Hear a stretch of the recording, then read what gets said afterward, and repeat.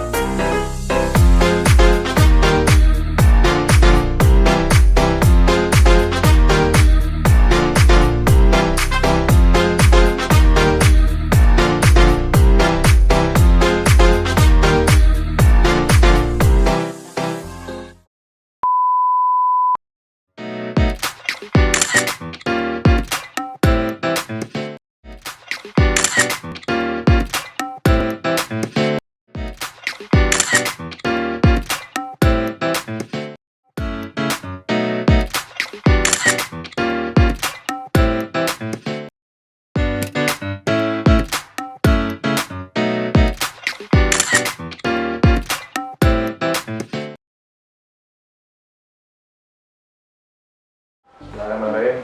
Assalamualaikum warahmatullahi wabarakatuh. Perkenalkan, kami dari kelas C7 dengan tugas kita ingin mewawancara terkait bagaimana pelayanan prima yang dilaksanakan ataupun diterapkan di Dinas Pendidikan Provinsi Jawa Barat. Nah, mungkin di sini saya telah bersama bagian Bapak. Saya Didi Junardi, saya bekerja atau bertugas di bagian kehumasan Dinas Pendidikan Provinsi Jawa Barat. Dan ini rekan saya Iqbal Pratama, staf kehumasan. Oke, pada saat ini kita diberikan kesempatan untuk langsung menanyakan terkait pelayanan prima yang diterapkan di Dinas Pendidikan Jawa Barat ini. Ini Pak, mohon izin sebelumnya ada beberapa pertanyaan yang ditanyakan langsung. Yang pertama mungkin menurut Bapak, mengapa penting bagi Dinas Pendidikan untuk terus meningkatkan standar pelayanan demi mencapai tingkat pelayanan prima yang lebih baik? sesuai dengan amanat Undang-Undang Nomor 14 Tahun 2008 tentang keterbukaan informasi publik. Nah, Dinas Pendidikan Provinsi Jawa Barat pun untuk menyikapi ini dengan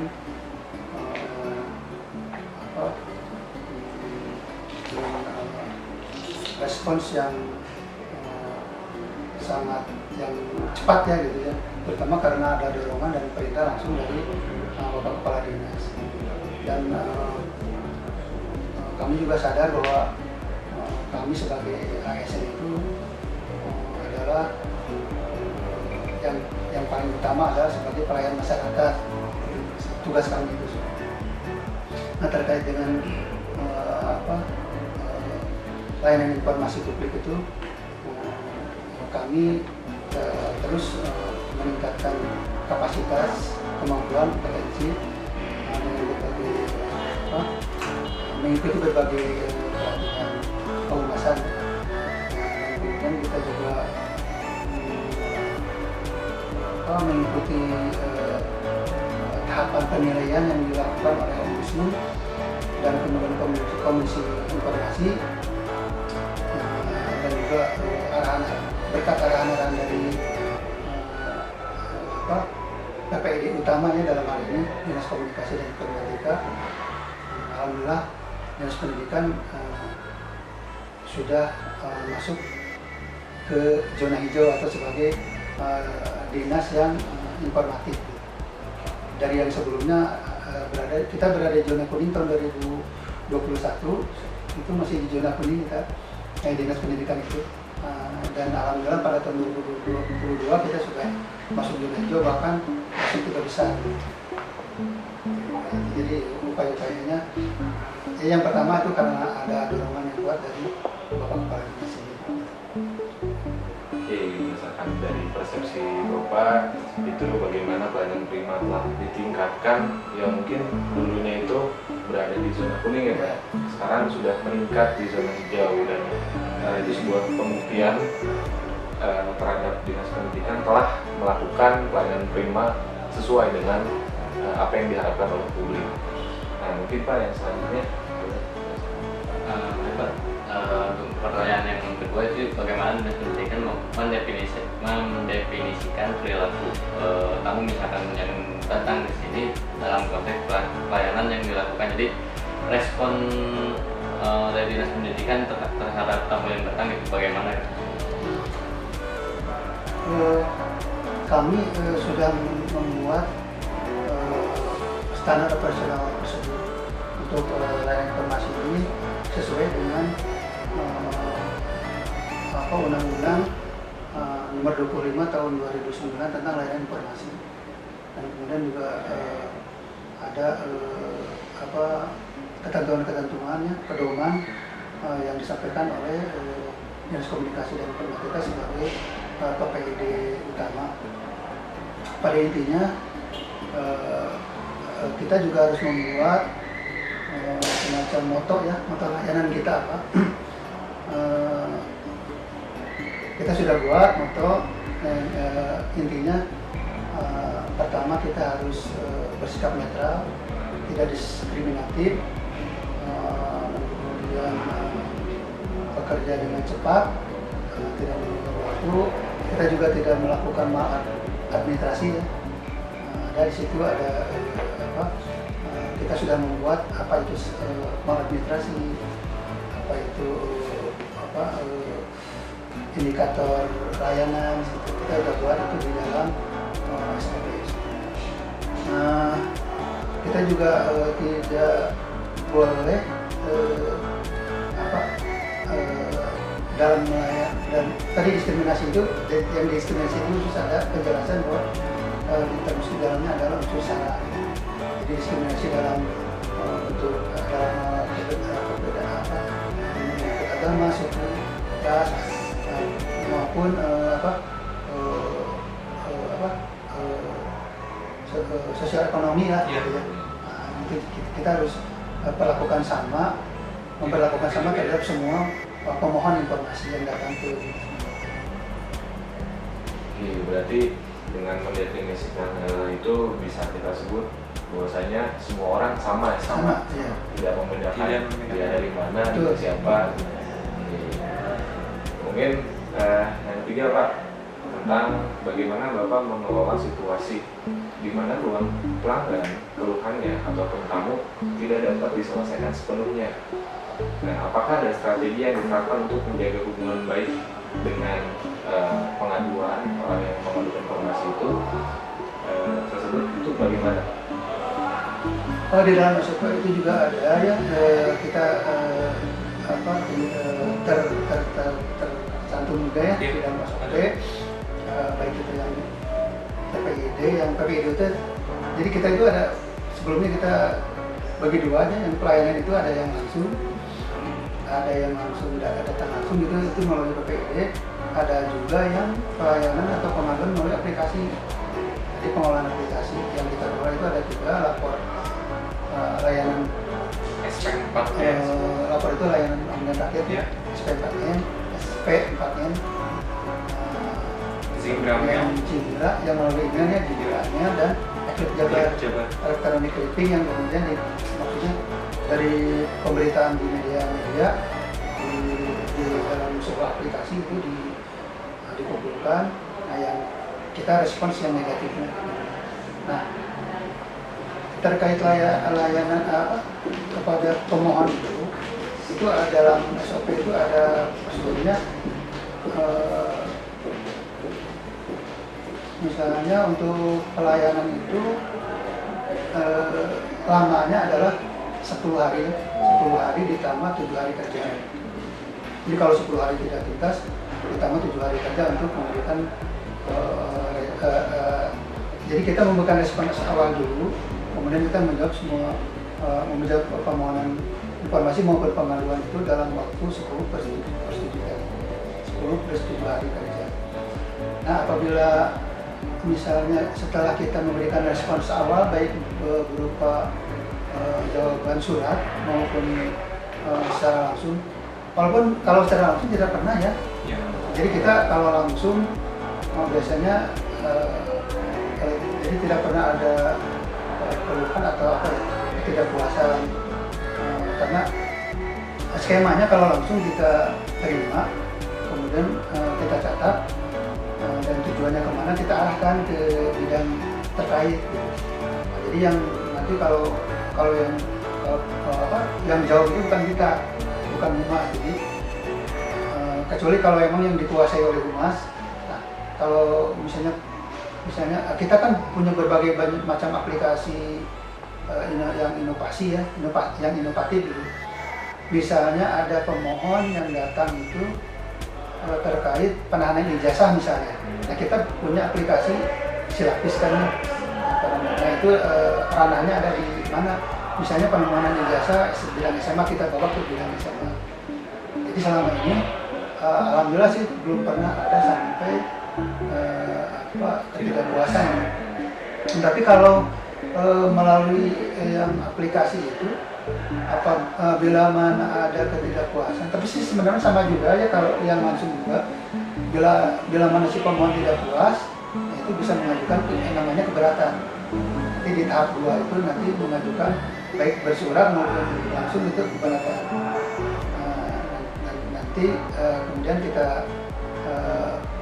berkoordinasi juga dengan pihak terkait.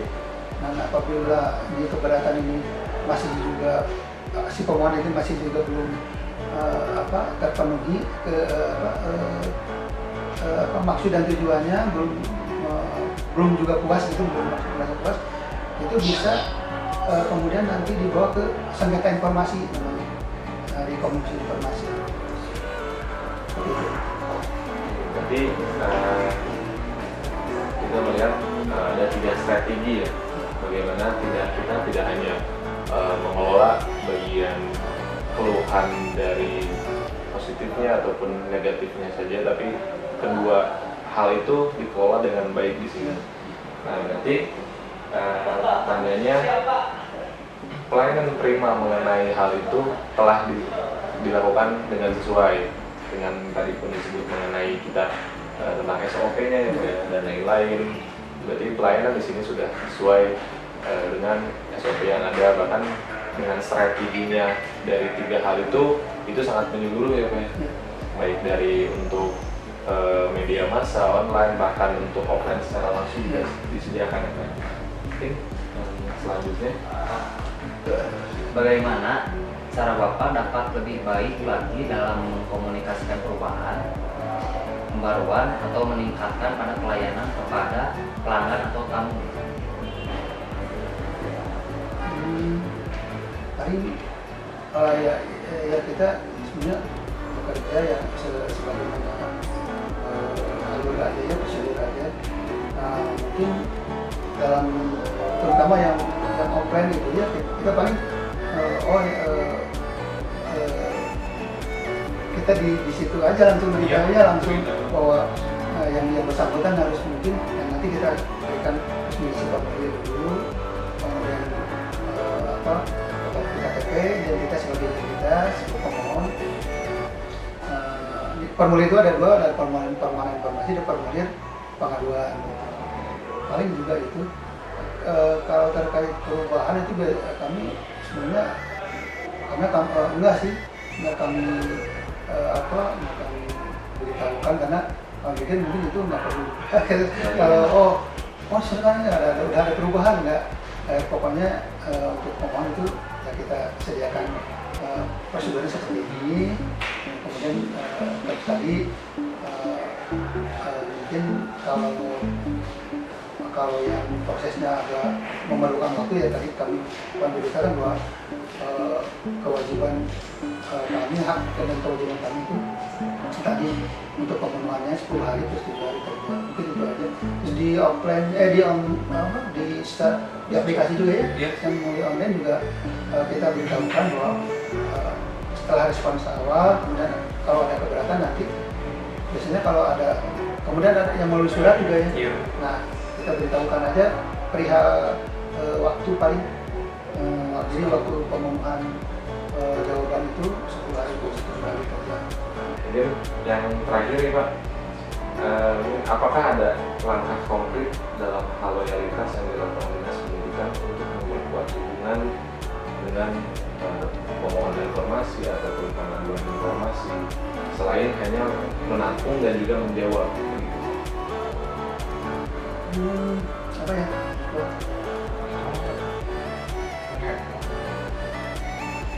Paling kita menyediakan dari sisi kita ya, kita membenahi, bukan menyediakan, kita membenahi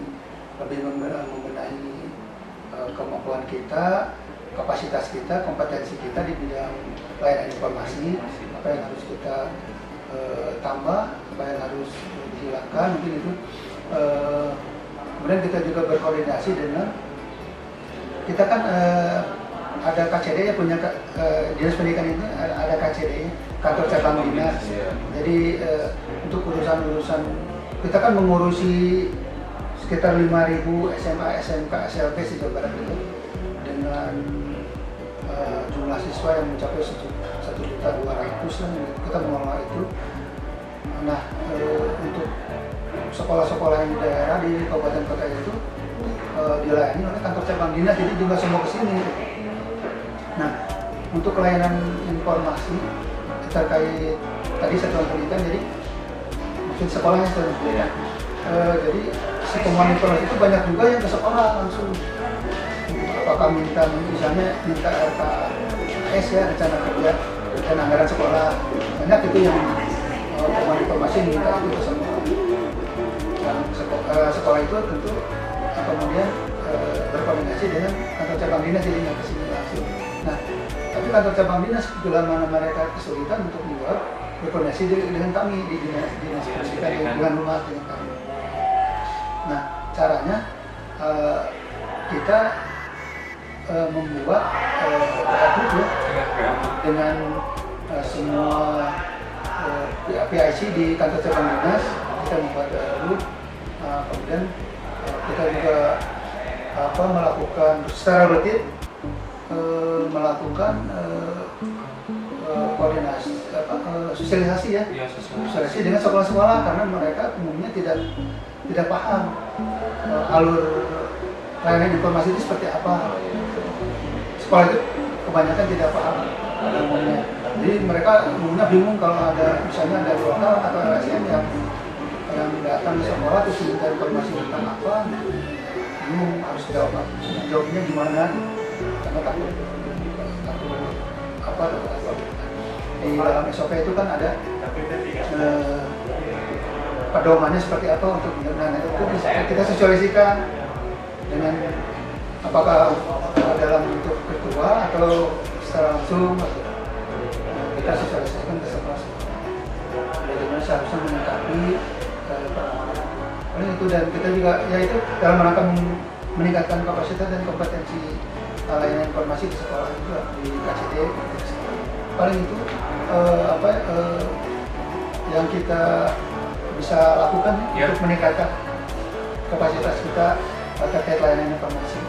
Ya, kita berkoordinasi dengan KCD, dengan bidang-bidang juga di sini, bidang SMA, SMK, SLB, kita berkoordinasi. Jadi selain kita juga misalnya ada permohonan informasi terkait SMK, kita pasti berkoordinasi dengan bidang SMK. Nah, kita juga selain berkoordinasi dalam hal itu, kita juga meningkatkan kapasitas sumber daya manusia di SMK juga. Jadi kita ajak juga, termasuk di dalam SK pengelolaan layanan informasi itu terdiri dari Humas, kemudian dari bidang-bidang juga. Jadi ada perwakilan dari bidang-bidang 2 orang, dari SMK, dari SMA yang masuk ke SK pengelola itu.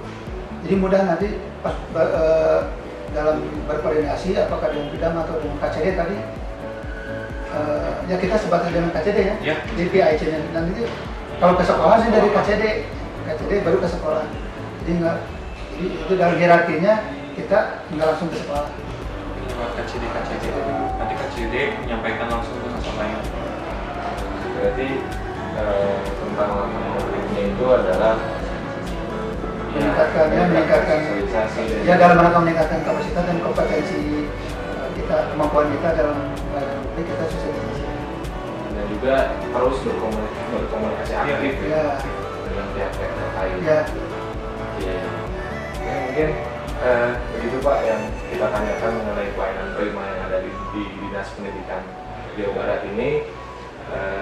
Kami ucapkan terima kasih banyak atas waktunya dan mohon maaf bila ada perkataan ataupun perilaku kami yang kurang sopan. Mungkin cukup sekian dari wawancara kita dalam mengetahui pelayanan prima yang ada di Dinas Pendidikan Provinsi Jawa Barat ini. Kami ucapkan terima kasih dan pamit undur diri ya. Wassalamualaikum warahmatullahi wabarakatuh. Bahkan kalau